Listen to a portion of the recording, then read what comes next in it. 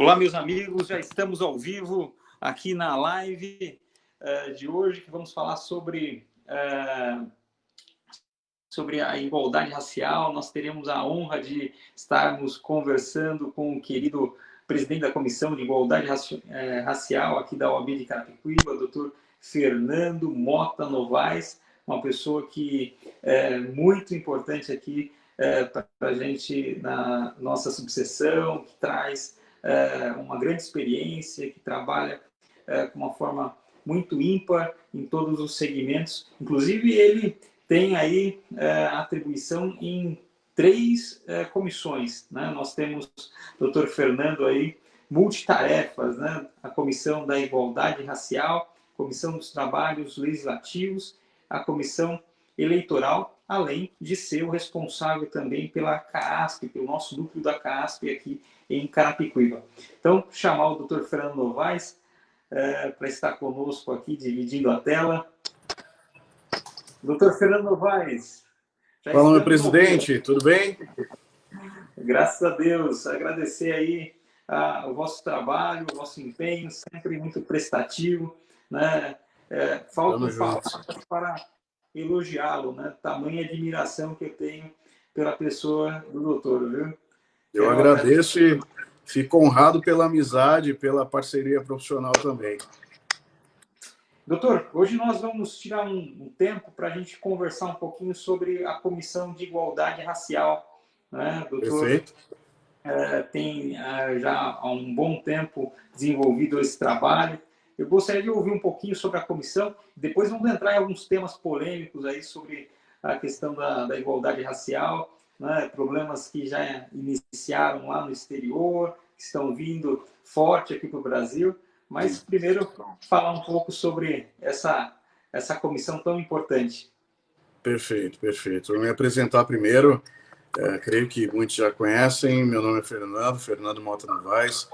Sou advogado já há 11 anos, indo para 12. Sou especialista em direito eleitoral, tenho escritório que atua também em direito empresarial, em outras áreas também do direito. Estamos aí desenvolvendo trabalhos na região já há algum tempo. Fiz parte do judiciário por uns anos, uns bons anos, e estamos aí agora na luta na advocacia.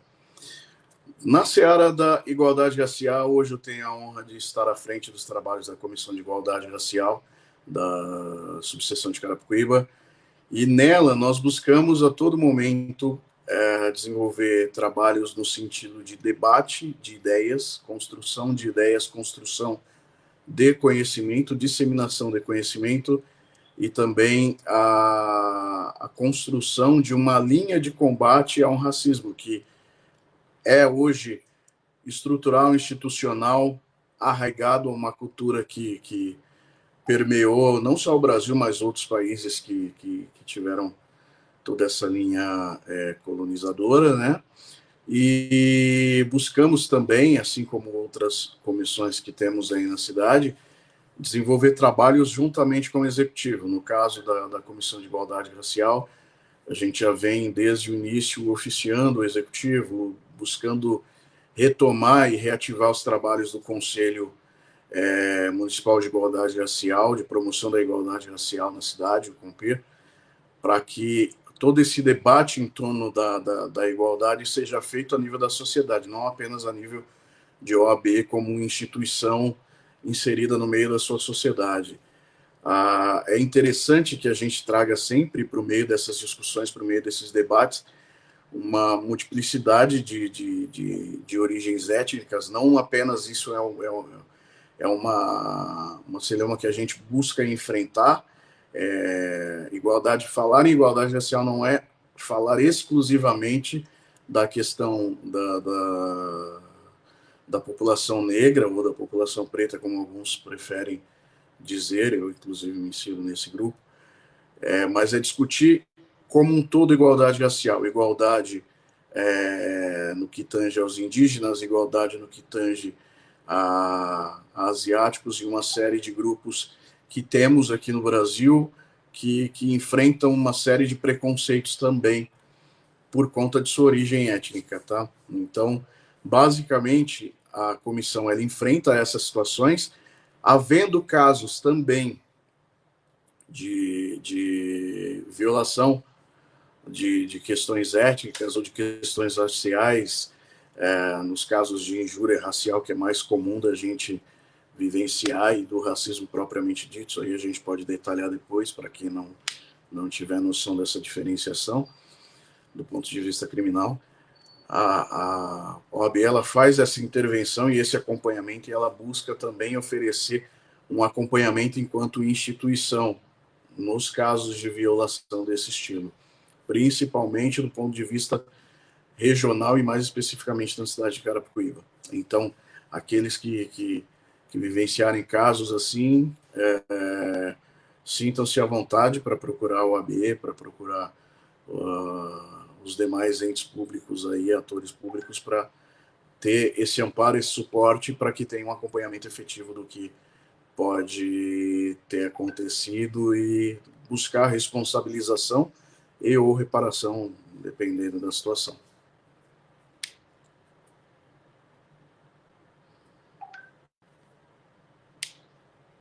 Presidente Paulo, me ouve?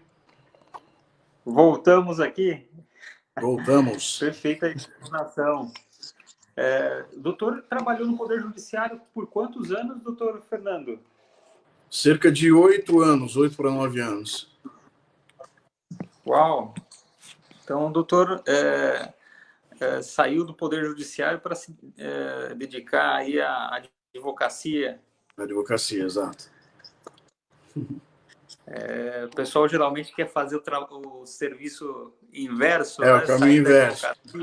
Exato, exato. Eu fiz ao contrário. Mas precisa de muita coragem para isso, né? Porque às vezes a gente vê que o pessoal tem essa dificuldade de tomar essa decisão em razão da estabilidade, né? Sim, sim.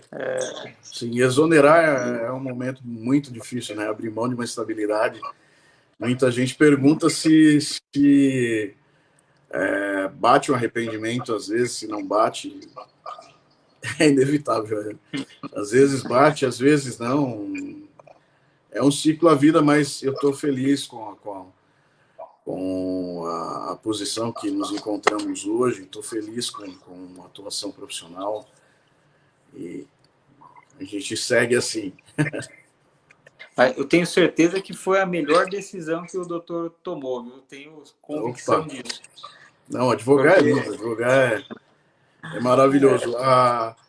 Eu converso sempre com meu sócio, a possibilidade da gente fazer diferença efetiva na vida de alguém, de uma pessoa que de repente teve um direito violado, ou situações que nós já pegamos de pessoas que estavam praticamente indo para a rua e a gente conseguir reverter e fazer com que essa pessoa permanecesse com a sua casa, com o seu patrimônio, com o seu bem, ou situações de empresas que estavam já em vias de fechar, e isso significa, uma empresa fechando significa famílias perdendo o seu ganha-pão, a sua base, a sua estrutura, e a gente conseguir reverter uma situação dessa é gratificante, é maravilhoso. Né? Fazer diferença na vida das pessoas é interessante. Isso é verdade, verdade.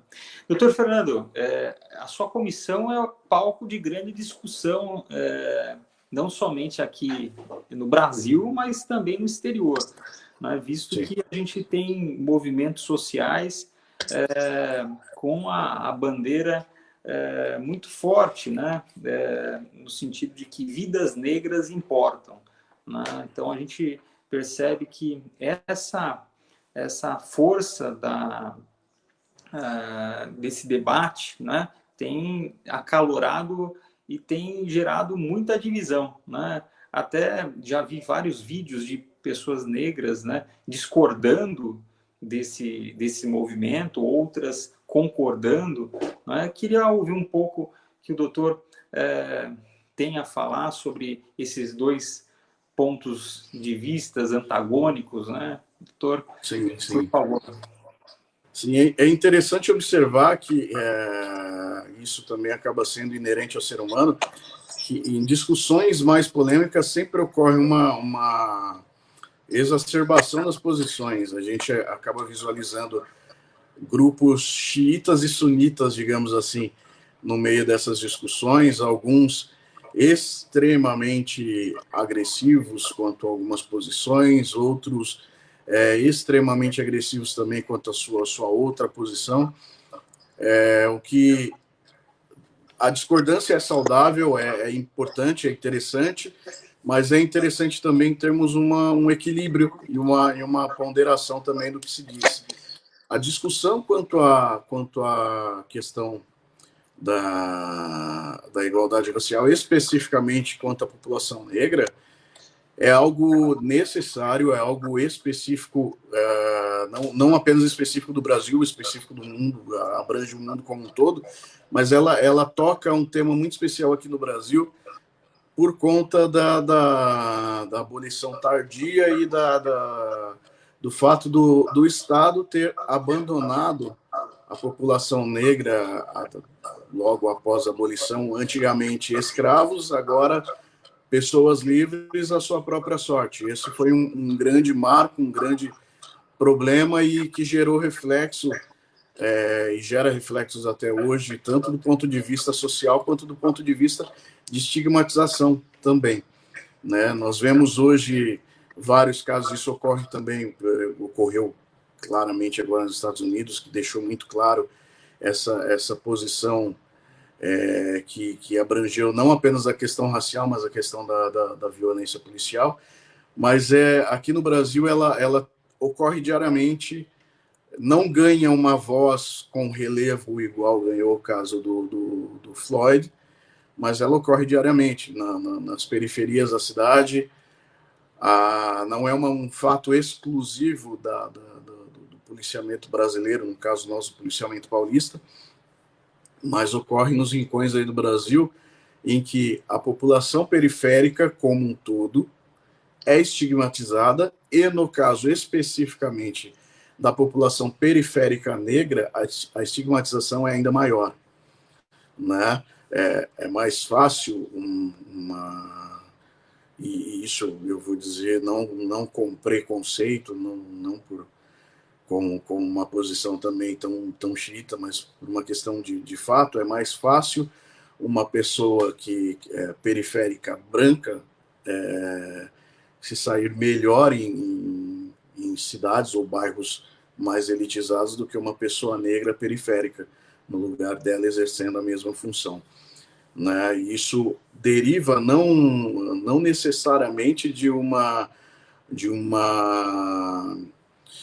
posição preconceituosa autônoma da pessoa, não que aquela pessoa seja ostensivamente e agressivamente racista, mas ela já traz em si, por conta de todo um contexto que o Estado trouxe para ela, que a história trouxe para ela, de que a determinada figura ou determinada fisionomia não é bem-vinda em determinados locais ou é vista de determinada forma.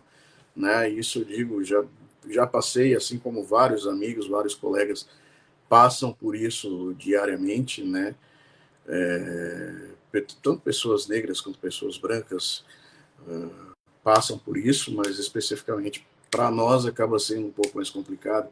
Eu costumo brincar que eu, advogado andando de terno no shopping, principalmente terno preto, várias vezes já fui confundido como segurança. Não vou dizer que isso seja especificamente pelo fato da minha cor, mas talvez pela minha compleição física, não sei, mas enfim, volta e meia eu sou confundido com segurança, porque há uma dicotomia, hoje um pouco menos, por conta também da popularização dos cursos, mas havia até então uma dicotomia de que o homem negro ou a mulher negra não poderia ocupar determinada posição, não seria digno, de repente, de determinada posição, e isso gerava essa estigmatização. Hoje eu sinto isso num grau muito menor, pelo menos comigo. Não vou generalizar, mas sinto num grau menor, pelo menos comigo.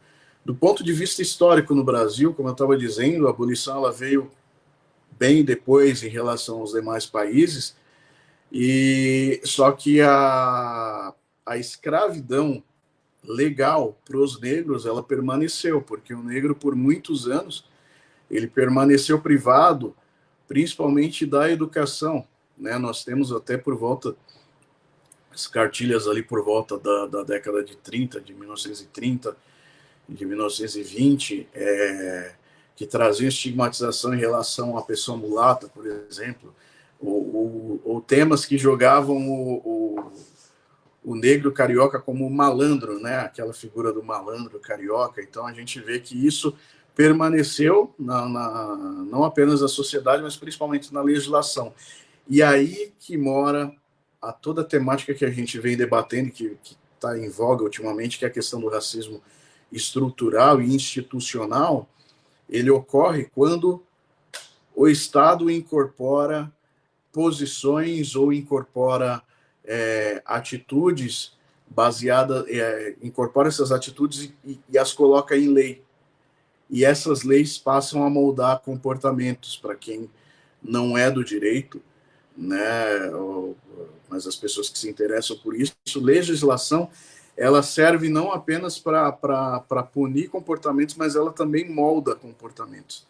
Ela molda muitos comportamentos e ela gera culturas, né? Isso a gente também debate muito em relação, por exemplo, ao Estatuto do Desarmamento, que criou uma cultura desarmamentista num país que até então não era ostensivamente desarmamentista, mas ela gerou uma cultura. E isso a gente vê também nessas legislações antigas em relação ao negro, que essas legislações elas fomentaram culturas, elas estimularam culturas, normatizaram atitudes, comportamentos e estimularam essa cultura de maneira que ela se arrastou até hoje. Até hoje. Então nós temos uma estrutura estatal que por muitos anos, por vários séculos, excluiu radicalmente indígenas, pessoas negras e em outros países também pessoas de outras origens, como eu disse, asiáticos, indianos, ou sulistas aqui, né, o pessoal da América do Sul de uma forma geral, das suas estruturas. Isso é algo um tanto quanto complicado, né?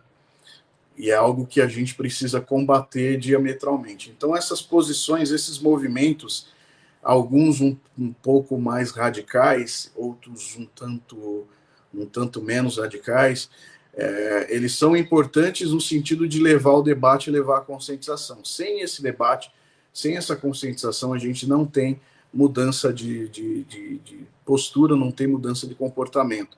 A gente vê que hoje, por exemplo, esse debate, toda essa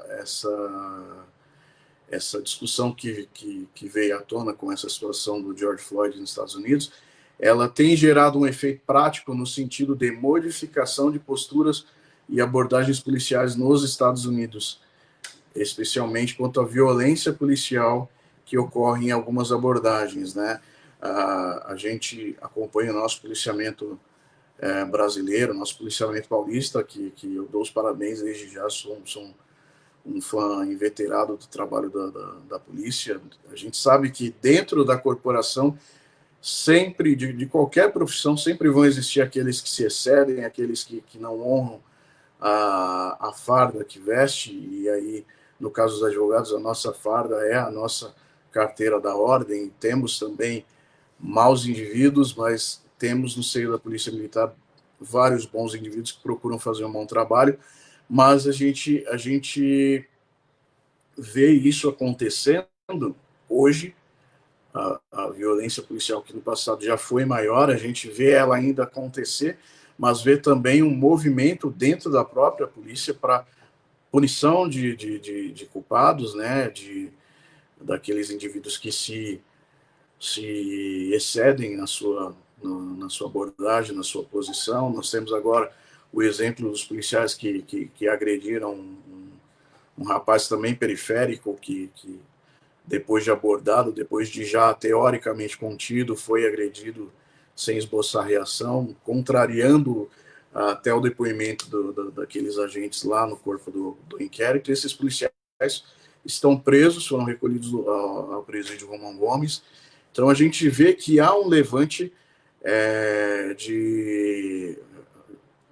digamos, uma contra-reforma, vamos usar esse termo, um levante para conter essas situações e tentar purificar essa corporação, excluindo os maus policiais. E isso, no Brasil, já veio de um tempo, já vem acontecendo, e agora nos Estados Unidos a gente vem vendo agora também uma declaração do presidente Trump falando no sentido de maior necessidade de controle por parte dos estados quanto à atuação de suas polícias para contenção, para abordagem e para realização de prisões, uso menos ostensivo ou menos frequente de força letal em situações em que não há necessidade para isso.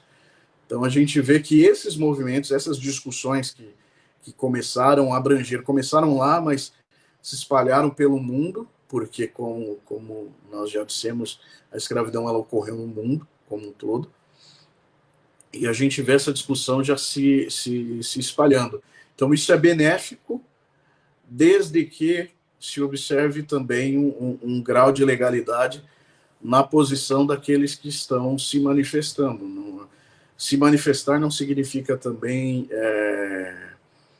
causar danos e prejuízos a quem quer que seja, né? Se manifestar, firmar sua posição, significa enfrentar posições, de repente estatais, de repente sociais, que não são adequadas e levar isso à discussão. Então, é importante que se frise isso, é importante que os movimentos tenham sempre isso em mente. O movimento negro no Brasil, ele de uma forma geral, é um movimento sempre ordeiro, é um movimento sempre técnico, que leva discussões técnicas, é um movimento propositivo, é um movimento que leva ideias, que leva debates sobre políticas e ações afirmativas para o Brasil, que isso é importante sim, não adianta a gente ter um passado de ações negativas e achar que simplesmente fechando os olhos, olha, acabou a escravidão, isso vai acabar.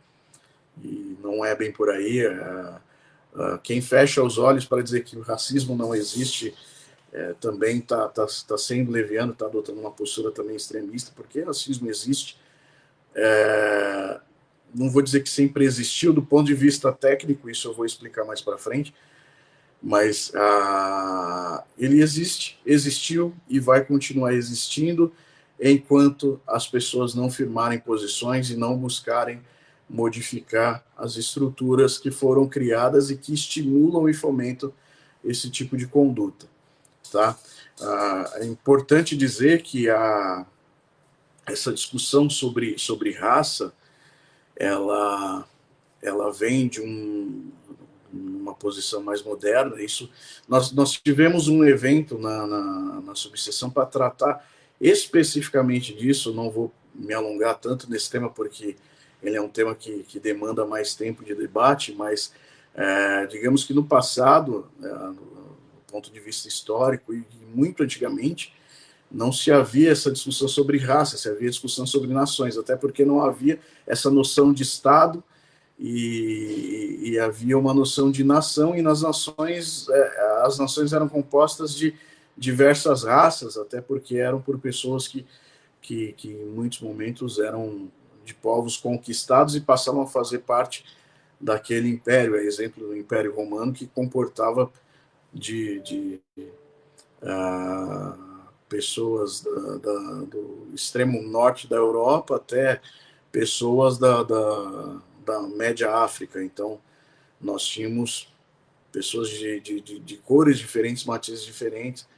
Então, essa temática raça, especificamente, para chegarmos ao racismo do ponto de vista que a gente tem hoje, é algo relativamente moderno, vem aí de uma Idade Média para frente, quando começou a racialização e a escravização de povos negros, especificamente para fazer fomentar um crescimento econômico estatal.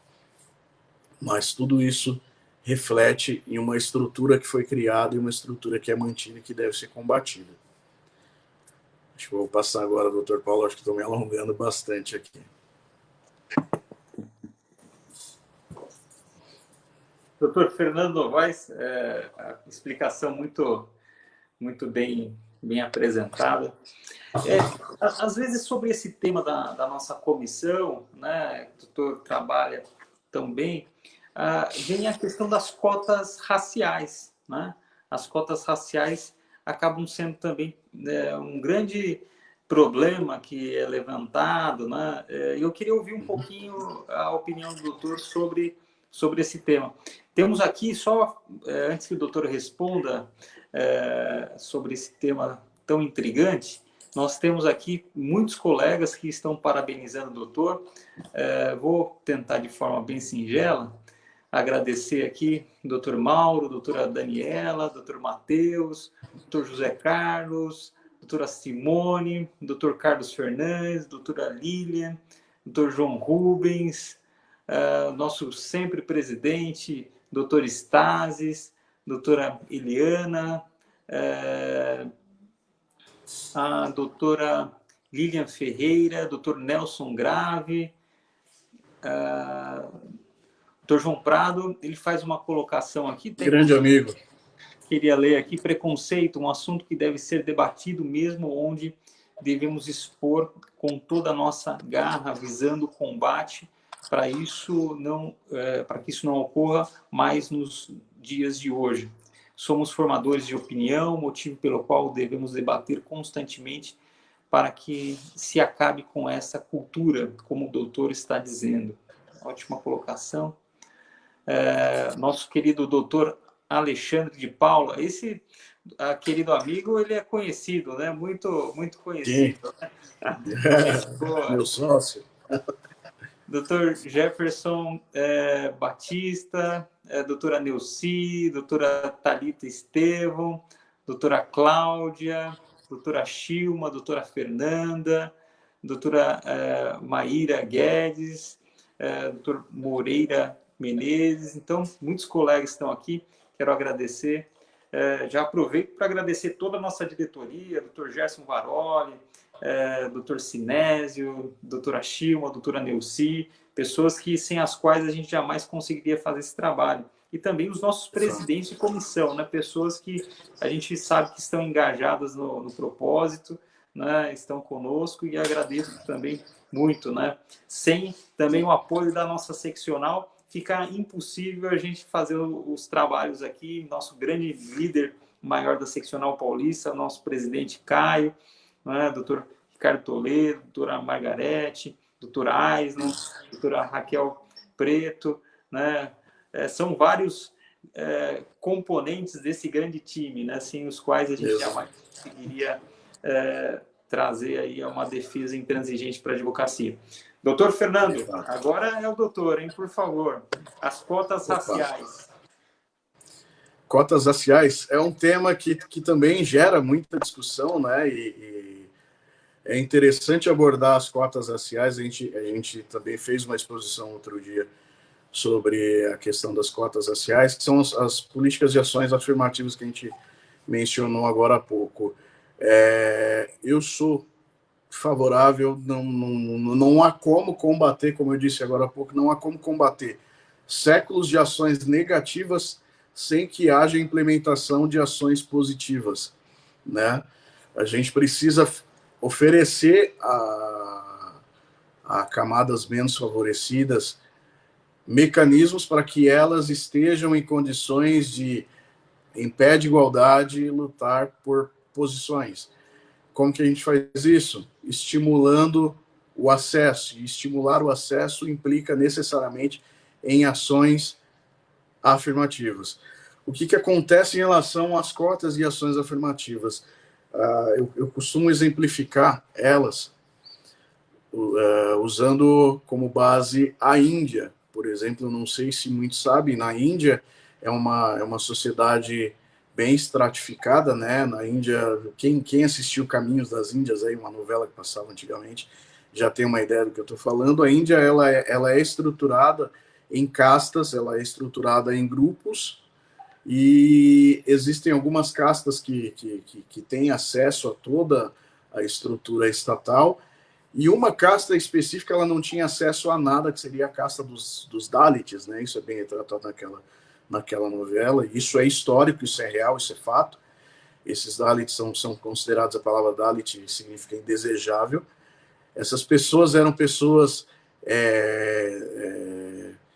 destinadas ao trato de tudo que era execrável dentro de uma sociedade, e essas pessoas, via de regra, não tinham acesso a nada. Então, uma possibilidade de ascensão social a quem nascia Dalit, a quem nascia dentro dessa casta, era impossível, praticamente impossível. A um Dalit não era possível estudar, a um Dalit não era possível votar, a um Dalit não era possível ter acesso ao mesmo ambiente de culto, de crença, do que as outras pessoas de seu meio tinham acesso.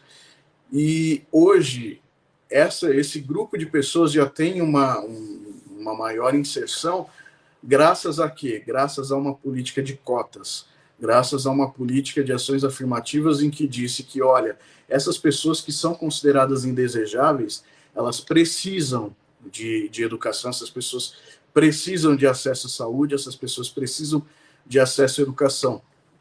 Então, é interessante que o Estado forneça esse acesso, proveja essa estrutura, como? Por meio de ações afirmativas. Então, a ideia de cotas, ela começou aí, por volta do começo do século XX, na Índia, aplicando final do século XIX, começo do século XX, aplicando essa política de cotas para que essas pessoas tivessem acesso.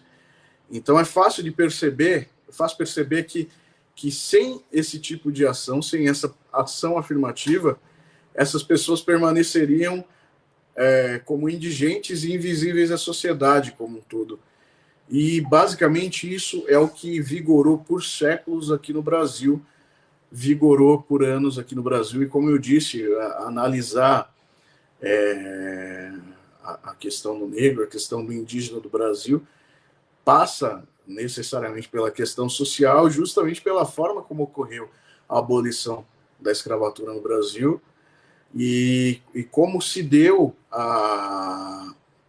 o ingresso, digamos assim, dessas pessoas na sociedade. Se é que a gente pode dizer que houve um ingresso. Esse ingresso demorou, vem acontecendo até hoje. Hoje, já, graças a Deus, as coisas estão um pouco melhores, mas tudo isso gerou uma exclusão dessas pessoas da sociedade. Indígenas, por séculos, não tinham direito a voto. Indígenas, assim como mulheres, assim como outras minorias, não tinham direito a voto, não tinham direito a escolher seu representante, e não escolhendo seu representante, isso significa que tu teria provavelmente alguém que te governaria que seria contrário aos teus interesses, contrário aos interesses de determinado grupo, né? Então, é algo complicado, sendo que as ações afirmativas elas vêm justamente para corrigir essas distorções,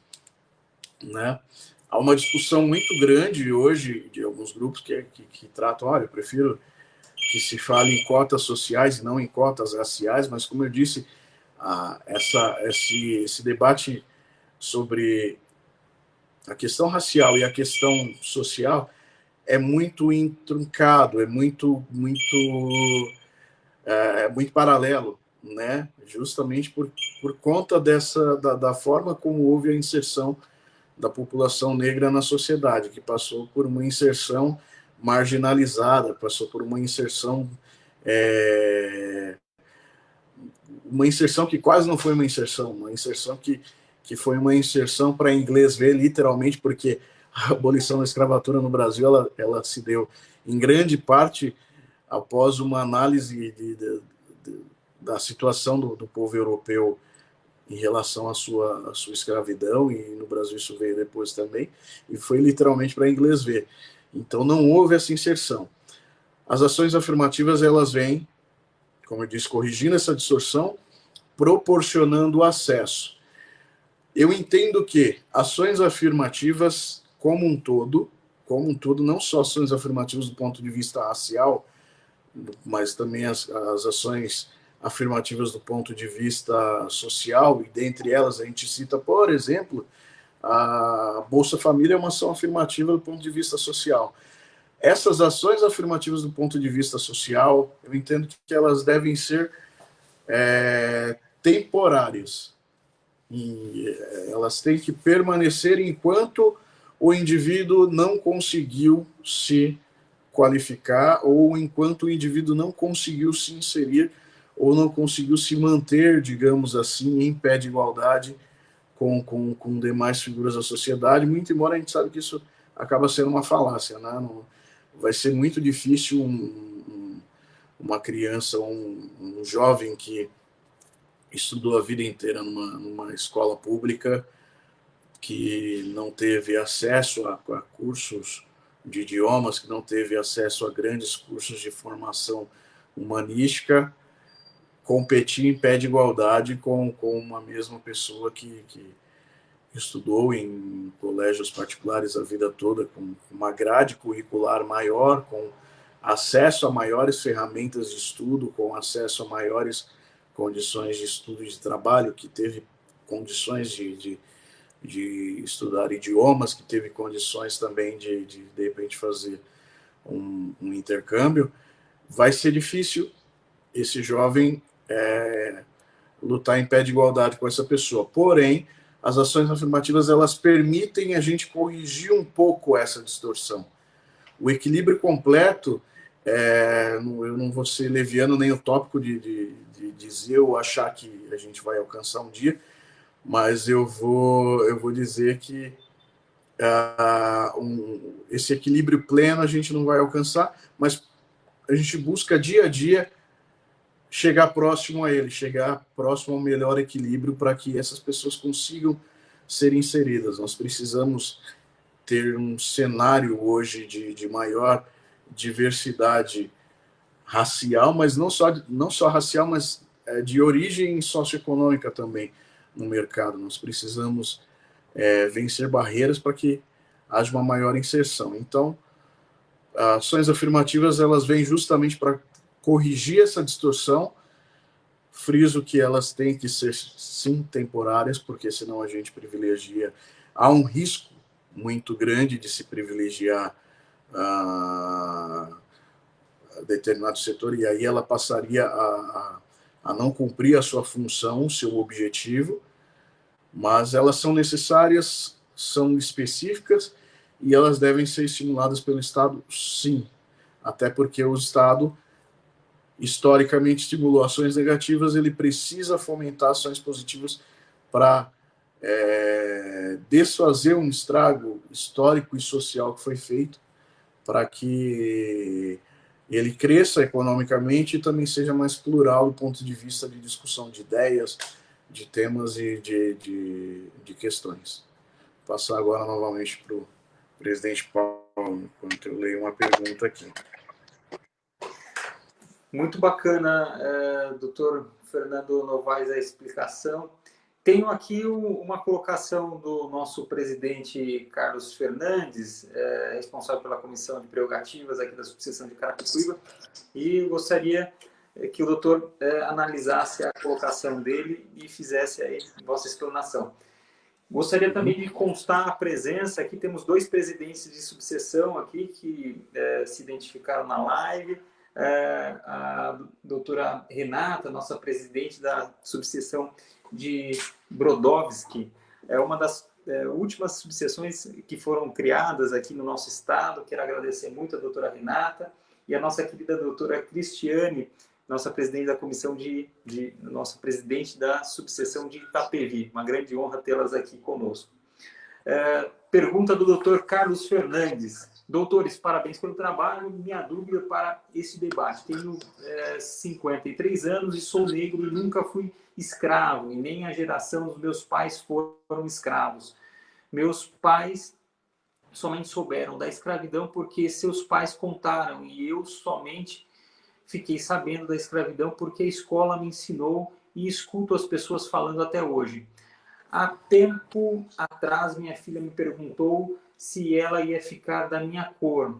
Ela é branca, e se ela ficar da minha cor, ela será diferente. Perguntei a causa da pergunta, já que nunca falamos sobre isso. Disse que assistiu uma novela, série, onde tinha um menino negro e as pessoas o tratavam diferente por ser negro. O nome do menino era Cirilo.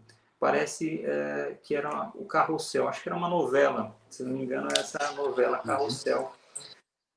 Falou que ali observou que existe a cor negra e branca e são diferentes, e que eu nunca tinha ensinado isso para ela. Uma pesquisa nos Estados Unidos de um pai mostra 4 imagens do menino. Tá falando acho que o doutor chegou a ver um vídeo que o pai mostra as imagens, né, e demonstra que o racismo não é uma coisa natural, é ensinada, né? A criança olha aquelas imagens, o pai pergunta qual a diferença, tal, e aí o doutor também relata sobre isso. A questão vem: não acredita, e a pergunta é, não acredita que se passássemos de dar destaque para a cor da pele, passássemos a ensinar nossos filhos que existe isso e que deve ele observar a cor da pele da pessoa, isso não acabaria com essa diferença? Não estamos a cada dia exortando a discriminação, a cada momento que pregamos e divulgamos isso? Não sei se deu para entender a pergunta, mas a ideia é, olha, o racismo, será que ele existe na medida em que a gente ficar falando dele, se a gente simplesmente não falar dele, ensinar que todos são iguais, se a gente não ficar falando sobre esse tema, será que isso simplesmente já não resolve a questão? Sim. É uma pergunta feita pelo Dr. Carlos, né? O Dr. Carlos já manda um abraço, grande amigo, grande presidente, aí, grande guerreiro também da questão de prerrogativas. Bom, eu penso que é o seguinte, simplesmente fechar o olho para um racismo que existe não resolve a questão. Não resolve a questão. O que eu concordo é que nós temos, como dito no começo, nós temos posições extremas, tanto daquelas que negam que existe um racismo, quanto aqueles que veem racismo em todas as coisas, em todos os momentos.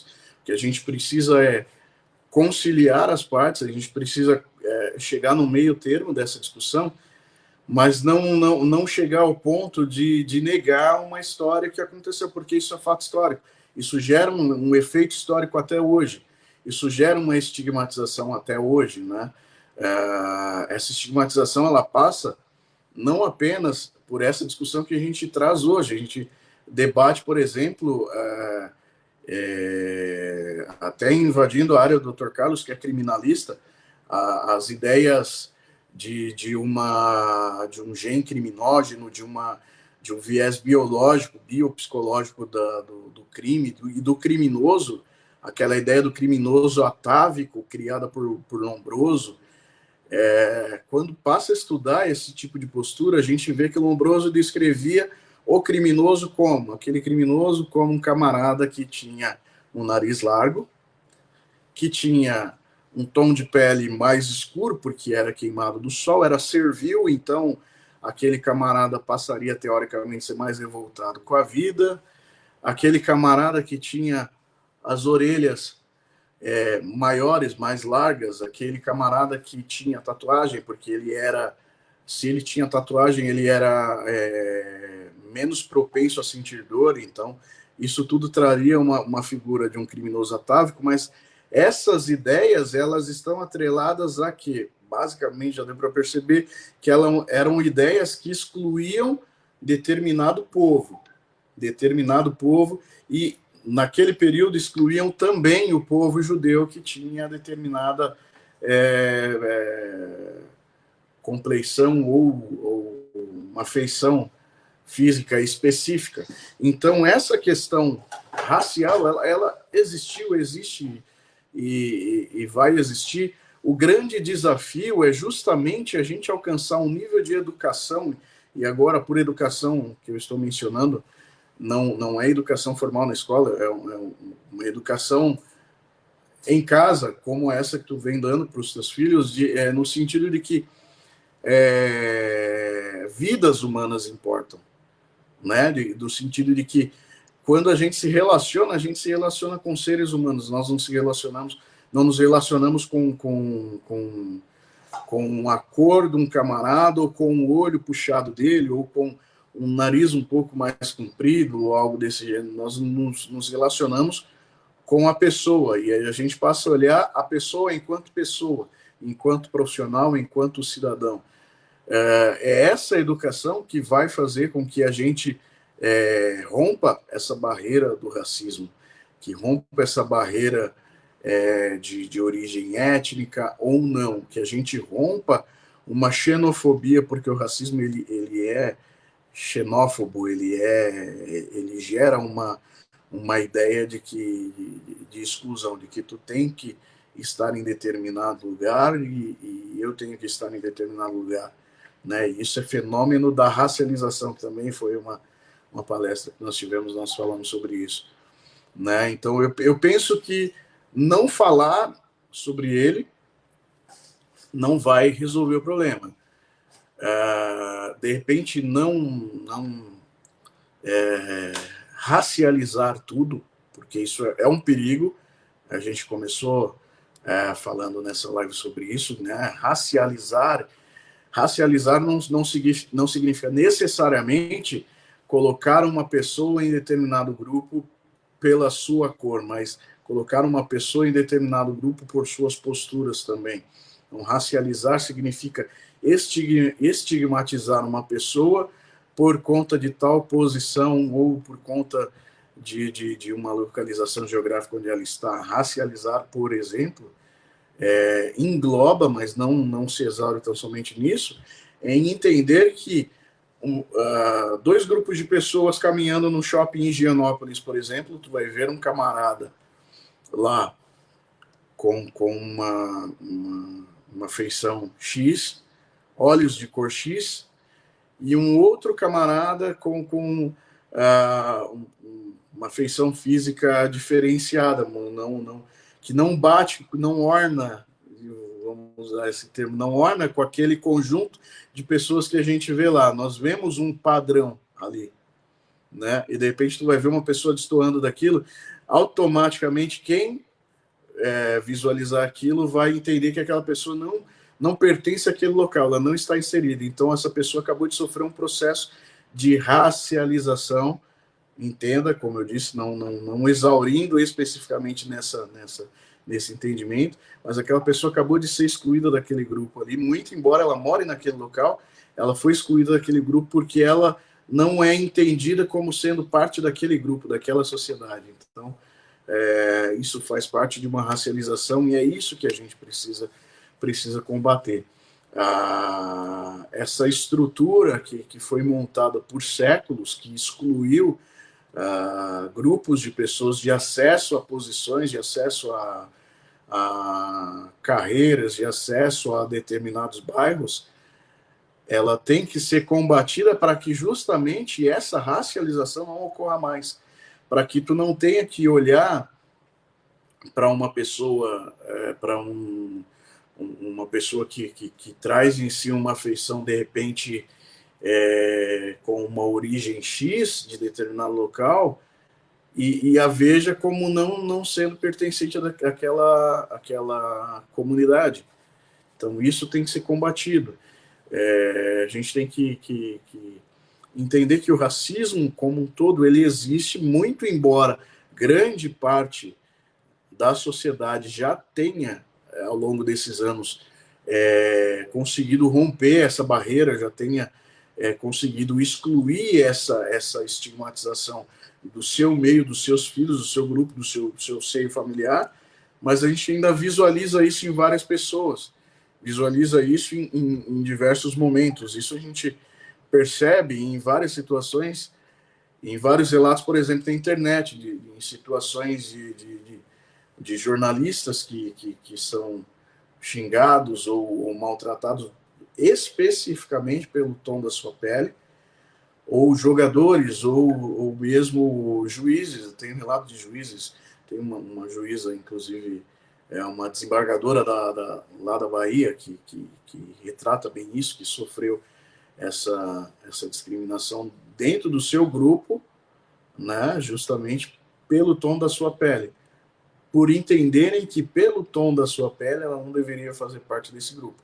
Então, muito embora nós tenhamos hoje uma grande parcela que já rompeu com essa dicotomia de vida em sociedade e racialização, ele ainda existe. E o combate ele tem que continuar justamente para que haja a erradicação ou pelo menos a minoração desse tipo de pensamento. Ok?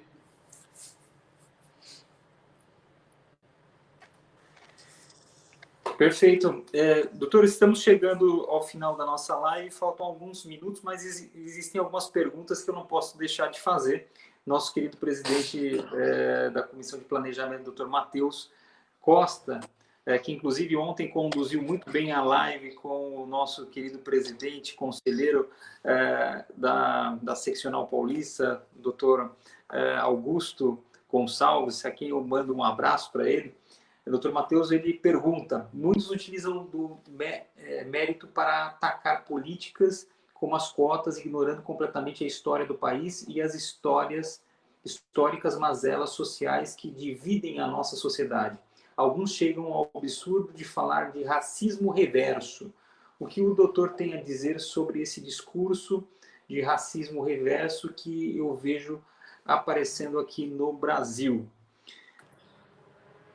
O discurso de racismo reverso, eu mando um abraço ao doutor Matheus também, muito atuante aqui na nossa subseção, e o que eu tenho a dizer é que esse discurso de racismo reverso, ele nasce, em grande parte, por conta de uma interpretação extremada de alguns grupos, que são extremos, e por conta da fala de alguns grupos também do lado do combate ao racismo, que também são extremos, né?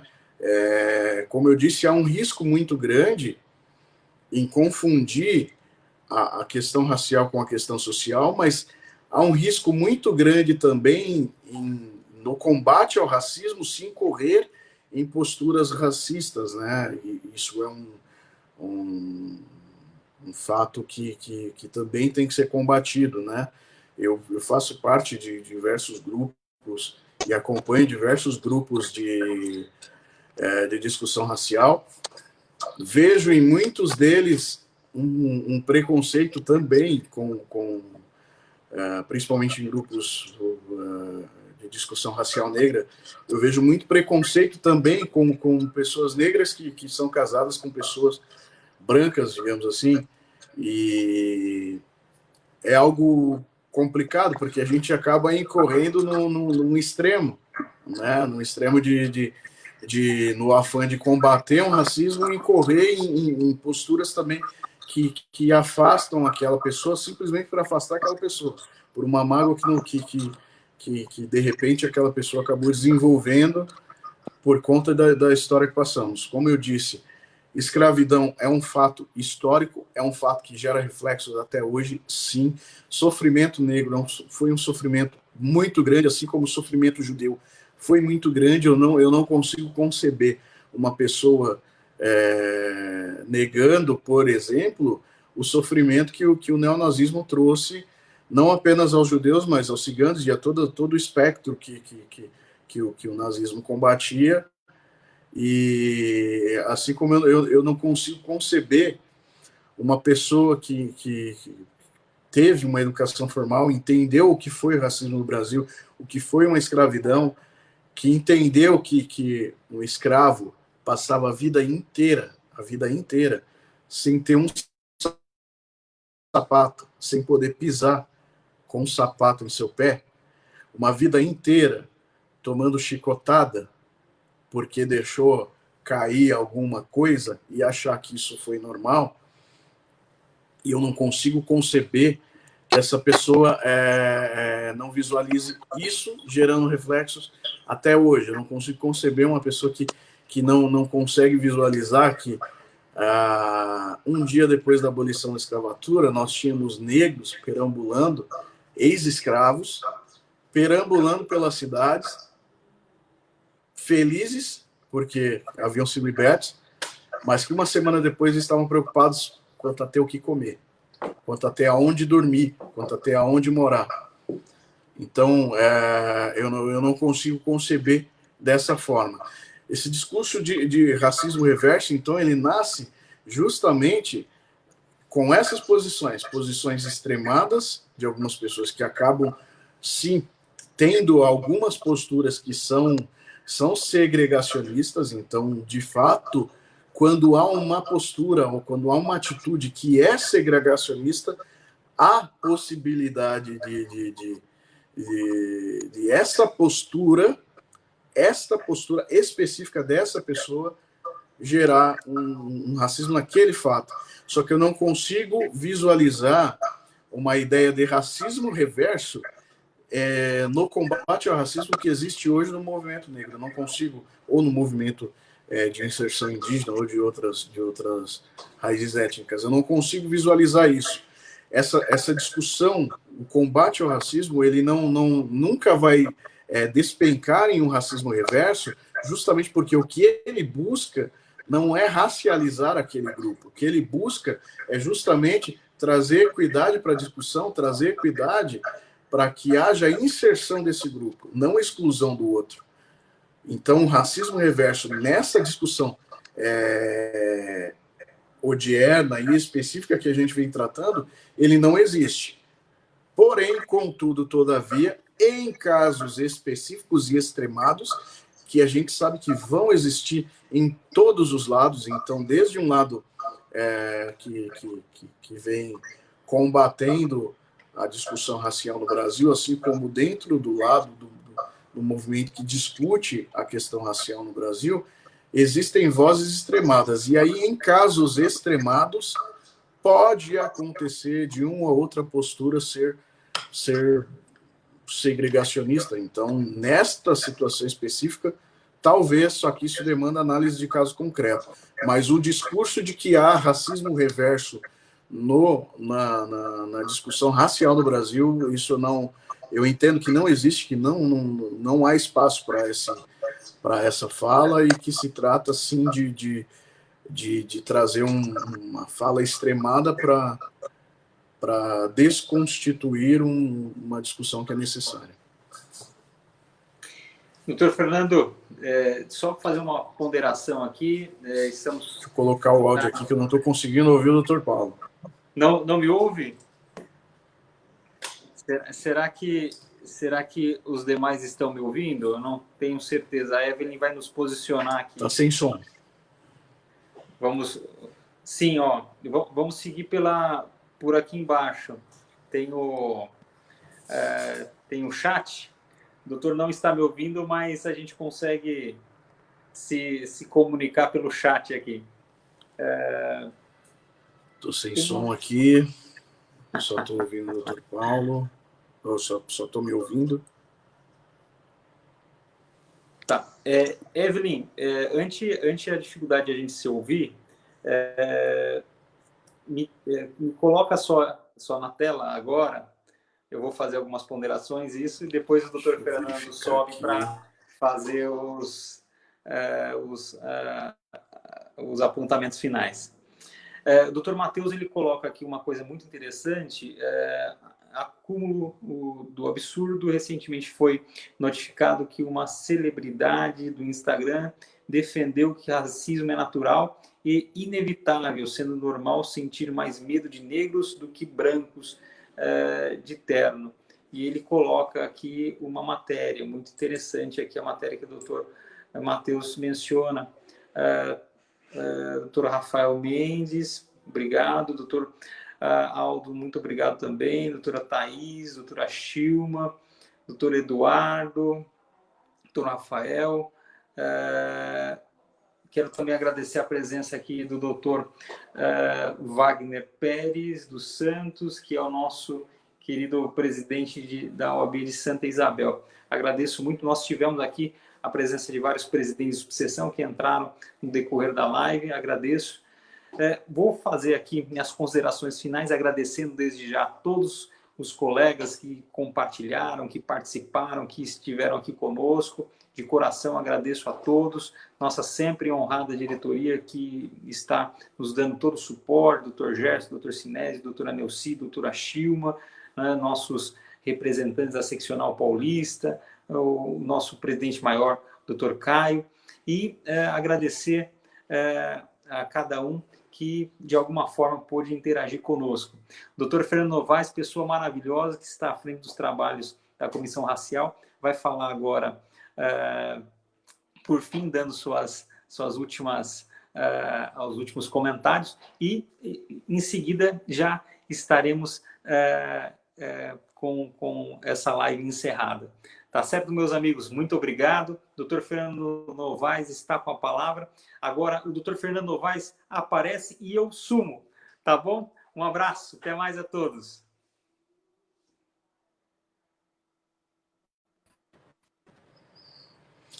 Bom, então, como considerações finais, eu queria primeiramente agradecer ao nosso presidente, doutor Paulo, ao nosso presidente, doutor Caio. É uma honra estarmos aí sob a sua presidência, tem atuado grandemente. Doutor Aislan, um prazer também tê-lo por perto, acompanhando, muito atuante, muito próximo às sucessões, isso é crucial. E agradecer também a toda a diretoria, a todos os advogados e todas as pessoas que nos acompanharam. Deixar claro que a discussão racial no Brasil ainda é necessária, porque ela ainda gera reflexos. A gente caminha ao longo dos anos aí, e com os trabalhos sendo encaminhados da forma correta para uma maior promoção de equidade no Brasil, tanto do ponto de vista racial quanto do ponto de vista social, porque isso é importante.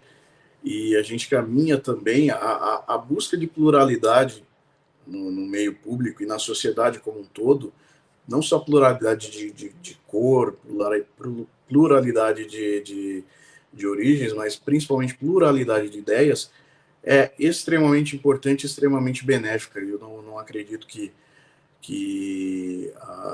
aquela ideia de discurso único, aquela ideia de entendimento único sobre determinado assunto seja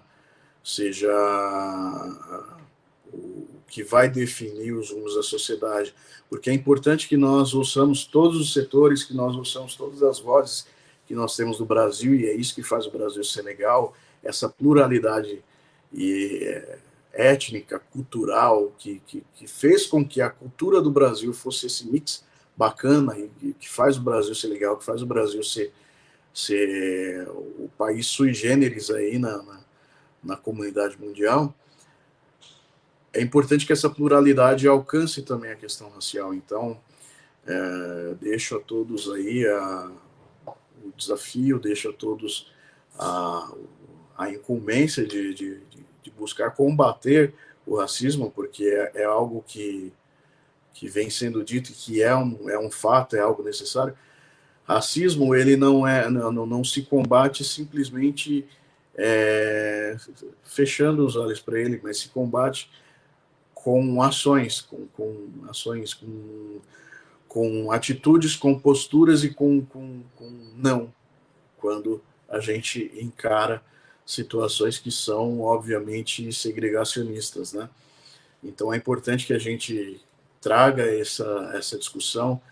Deixo o desafio também excepcional para que torne a Comissão de Igualdade Racial como uma comissão permanente para a OAB, para que essa discussão permaneça, para que esse debate continue e que traga essa pluralidade também à ordem, e que aqueles que nos ouviram, que destinaram o seu tempo a nos acompanhar aí, tragam esse mote da igualdade como um todo para suas vidas, né?